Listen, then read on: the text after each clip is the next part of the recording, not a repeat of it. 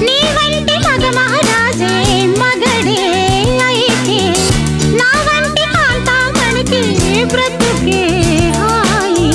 నీ వంటి భామామణులు దొరికే వరకే ఈ బ్రహ్మచారి పొగరు కలుపు చేయి.